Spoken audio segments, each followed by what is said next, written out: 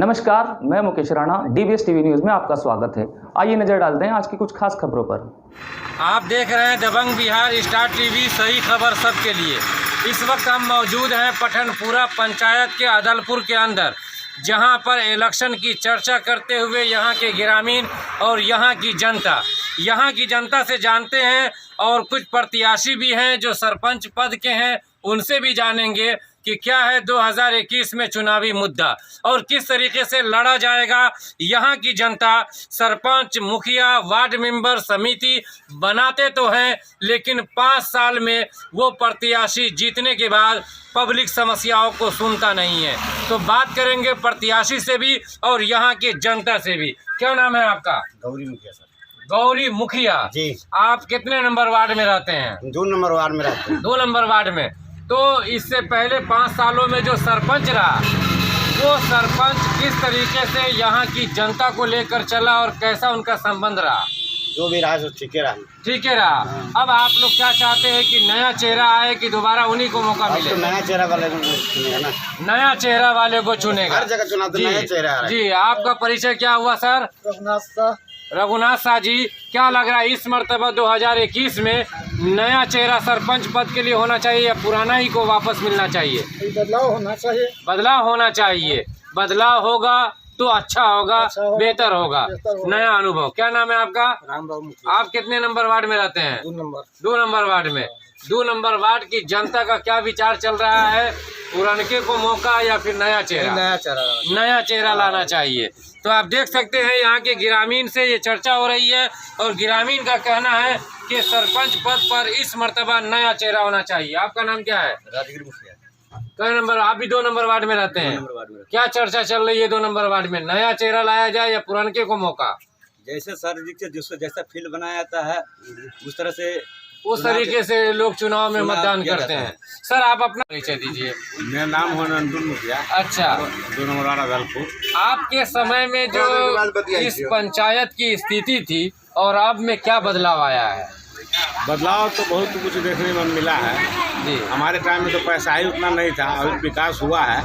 गाँव में विकास हुआ है हमारे ग्राम पंचायत। तो आपके समय में और अभी के समय में फ़र्क इतना है कि जब फंड कम आता था, अब फंड ज़्यादा आया है, उस एतबार से विकास हुआ है। हाँ, विकास हुआ है। आप चूँकि पूरे पंचायत में साफ सुथरे छवि के एतबार से जाने जाते हैं, क्या लगता है सरपंच पद पर बदलाव की जरूरत है या नहीं? बिल्कुल बदलाव। बिल्कुल बदलाव जी। तो बदलाव पढ़ा लिखा हो तो बदलाव जो हमको समझे और हमारे कानून कायदा को समझे। अभी जो है सरपंच जो कानून कायदा कुछ जाने नहीं रहा है, क्या विकास है, क्या हमारा इंसाफ करेगा? तो पठनपुरा पंचायत के अंदर बदलाव के रूप में नया चेहरा कौन होगा? नया चेहरा होना चाहिए जो पढ़ा लिखा है जी। इसको चुनिए। आप बहुत से मैदान में है, बहुत से मैदान में पढ़ा लिखा हुआ है। तो आपकी नजर में भी कोई ऐसा लग रहा है कि आप बाद में फैसला करेंगे? देख रहे हैं पढ़ा लिखा हमारे निरंजन भाई हैं। निरंजन भाई हैं। हाँ, बहुत। इसमें अभी इसके ऐसा कैंडिडेट तो कोई नहीं है हमारे पंचायत में। अच्छा, तो देख सकते हैं आपके जो पूर्व में मुखिया रहे हैं, उन्होंने साफ तौर पर कहा है कि सरपंच का पद बड़ा गरिमा वाला पद होता है और सम्मानजनक पद होता है। तो ऐसे पोस्ट पर ऐसे को होना चाहिए जिसको जानकारी हो, नॉलेज हो और न्याय व्यवस्था के ताल्लुक से वो काफ़ी कुछ समझते हो। तो सीधा चलते हैं, एक प्रत्याशी हैं हमारे साथ जो हैं। सर पहले आप अपना पूरा परिचय दे दीजिए। हमारा नाम हुआ निरंजन कुमार सिंह, अखिल भारतीय ग्रामीण विकास मोर्चा के हम अध्यक्ष हैं। सर आपका चर्चा जो है प्रदेश लेवल तक चलता है और ज़िला में काफ़ी आपकी चर्चा रहती है। तो आप सरपंच पद के लिए ही अपने आप को क्यों आपने नामांकन किया? आप मुखिया के लायक भी थे, यहाँ के ग्रामीणों में जैसी चर्चा है। सही बात है, लेकिन हम ये देखें कि न्याय के संबंध में जो न्यायपालिका का काम सरपंच को करना चाहिए, जो कानून की जानकारी सरपंच को होना चाहिए, तो हमने ये देखा कि उस मामले में सरपंच अपने आप में अक्षम है। इन तमाम बातों को लेते हुए हमने यह समझा कि न्यायपालिका की गरिमा को बनाए रखने हुए और संविधान की सुरक्षा करने के लिए यह जरूरी है कि सरपंच के पद के लिए ही चुनाव लड़ा जाए।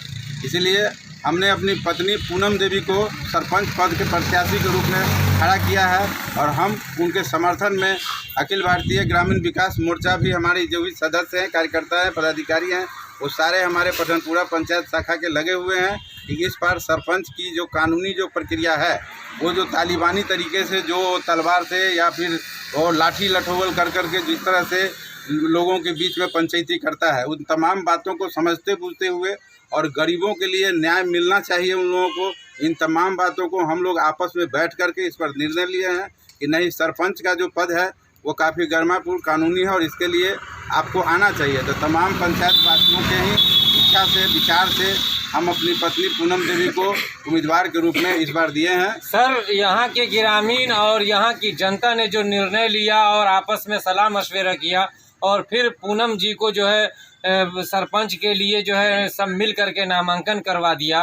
पूनम जी अगर जीत जाती हैं तो पिछले सरपंच की तरह उनका भी व्यवहार आम जनता के साथ वैसा ही तो नहीं रहेगा? नहीं, वैसा नहीं रहेगा। वो अपने कानूनी तरीके से चलेगी, संवैधानिक तरीके से चलेगी और वो पुरानी प्रक्रिया नहीं चलेगी यहाँ सरपंच का जो पहले से चलता आ रहा है। तो यानी ये समझा जाए कुल मिलाकर कि जो यहाँ के ग्रामीण दबे कुचले लोग, जो गरीब मजदूर तबके के लोग हैं, जो आशा और उम्मीद रखते हैं कि सरपंच हमारी भी सुनेगा, क्या ये पूनम जी में हमेशा रहेगा? हाँ, ये हमेशा रहेगा और इस बात को ही लेकर के उनको चुनाव के मैदान में लाया भी गया है कि आपको पूरे पंचायत का जो भी सामाजिक न्याय की बात हो रही है उस न्याय संगत तर्कपूर्ण बातों में आपको काम लेना है और सहभागिता रखनी है। तो आप देख सकते हैं कि सीधा सीधा दी निरंजन जी का ये कहना है और यहाँ के ग्रामीण और पूर्व मुखिया से भी हमारी बातचीत हुई तो उन्होंने कहा कि पूनम जिनका नाम है, जिनका सारे ग्रामीण मिलकर नामांकन करवा दिए हैं, वो सब ग्रामीण इनके पक्ष में हैं।